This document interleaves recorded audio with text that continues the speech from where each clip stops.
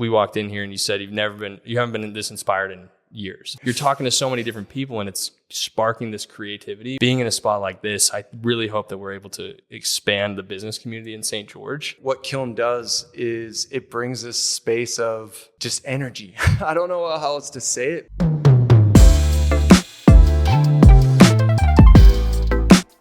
Okay, welcome everybody. This is the first episode of Kiln Conversations. It is the Kiln podcast series that we're kicking off today here in our St. George location.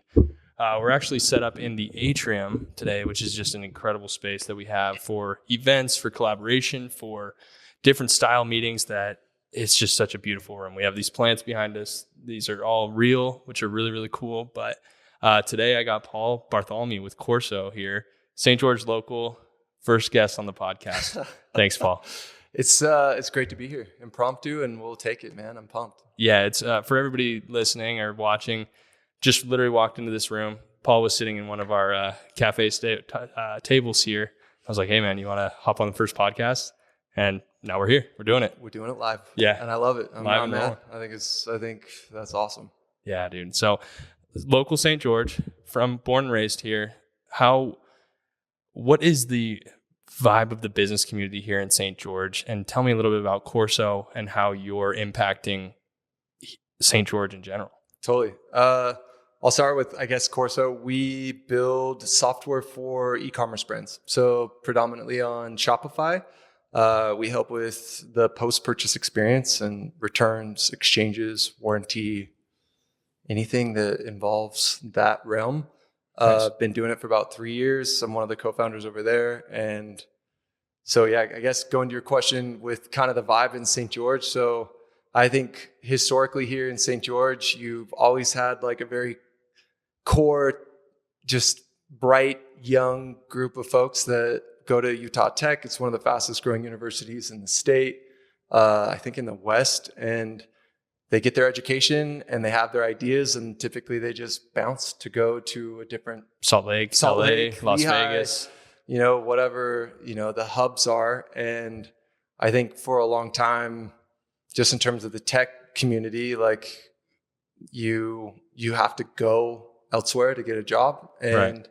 I think now there's this groundswell that's happening of just bright people that want to stay in St. George. I mean, I know everyone can't see this atrium view, but I've got Snow Canyon. I've got, just this beautiful view of these red rocks, and people want to stay here and they want to build here. And so I think, the industries here in St. George that have always been prominent, education, behavioral health, and mortgages, anything construction related, right? Yep. Everyone's got a grandma that's retired and built a house here, Absolutely. So yeah. I think now there's this groundswell, this movement of like, hey, let's go to school here and let's stay here. Absolutely. And build cool things. So hire people here, pay right. people well. It's you can really tell that that's kind of the switch that we're turning right now. Where right. and luckily, bringing Kiln to St. George has been, I think, such a huge impact right now for businesses like that, because it's really difficult to find space here. Right. And we've been walking around this space all day today. We had a really big event, and the conversations that we're able to have with these different members and with these different companies are just so invaluable. Right. It's these dynamic conversations that you're able to have where we walked in here and you said you haven't been this inspired in years, where it's like right. You're talking to so many different people and it's sparking this creativity. Where being in a spot like this, I really hope that we're able to expand the business community in St. George. Where do you see Kiln fitting into this like framework?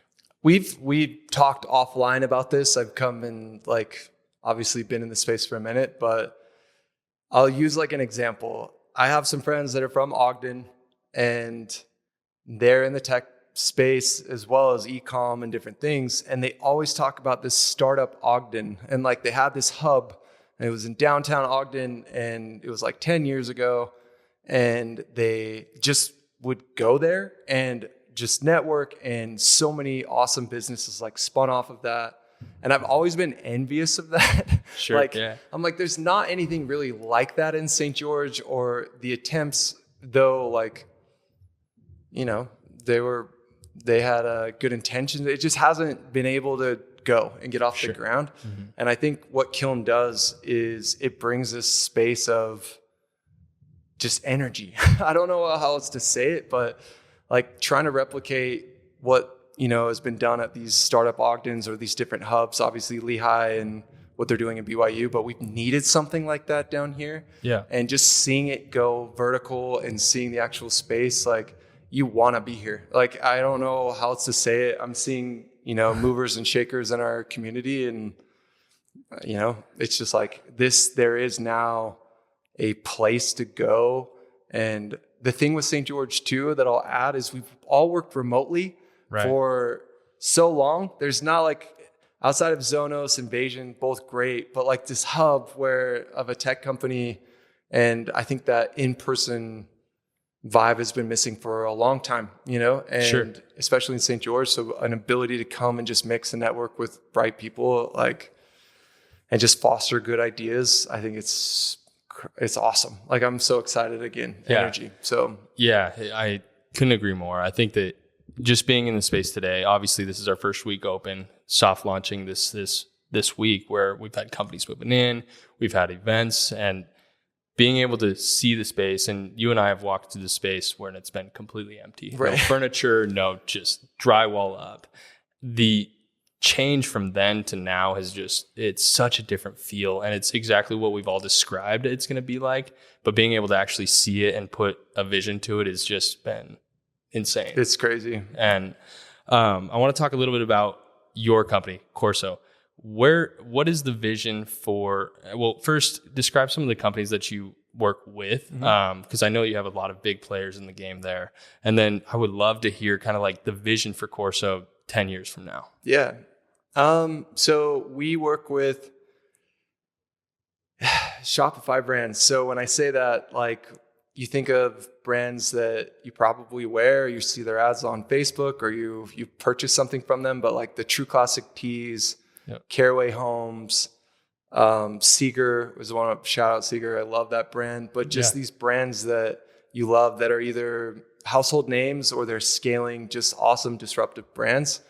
And a little of my background, I started my career in a 3PL, so like shipping for these types of brands out of college, and like, so I've always been really passionate about just e-commerce. I've had a couple brands myself, and I just love that space. So when I think about the future of Corso, like from a business standpoint, obviously continuing to scale and just help make the best technology to help make these brands' lives easier, I would say. Yeah. And I think I think AI is coming full force, and I don't want to not say that, but just making it so we can be efficient and help to build the software, solve these problems for these brands. And when I think of the next 10 years, I don't know. I think it's going to be a crazy landscape, especially in tech. I don't even know.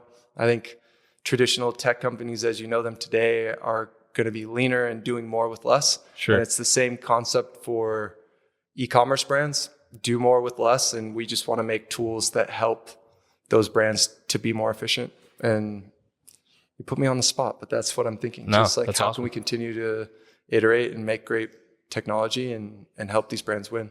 Yeah. And it's really helping make just these companies that are obviously don't have time to do a lot of this stuff. It's creating just a simpler way for them to do it, and just a seamless process. And and I'll kind of tie this back into what Kiln does and what our mission is to be that third arm for people, kind of like what Corso does. It's like, let us take some stuff off your plate so you can go do what you do best. Right. Don't have to think about a space. And I can say as a co-founder, especially in St. George, like, it's a pain in the butt down here to like find a space. And so if you're the easy button to take it off our plate from a founder perspective, and this is what tech companies want. It's like a cool vibe, perks, and we don't want to have to deal with long-term leases. And I love St. George, but the mindset of the area is like, hey, long-term leases and kind of not flexible for what a tech company needs. And that scalability, like, a tech company could have 5 employees and then 40 employees in 6 months. You don't know. Like it just depends. Could scale in a second. So I think that's just like a valuable component, like what Corso does. We want to make, it easy for the brands to do more with less and scale and take some things off their plate that they have headaches with. A plug for Kiln. Yeah, no, it's perfect. Well, thanks so much, Paul. I appreciate you coming on. This is the first episode of Kiln Conversations, and we'll see you around the space. Yeah, we'll be here. Awesome. Thanks, man. Appreciate it.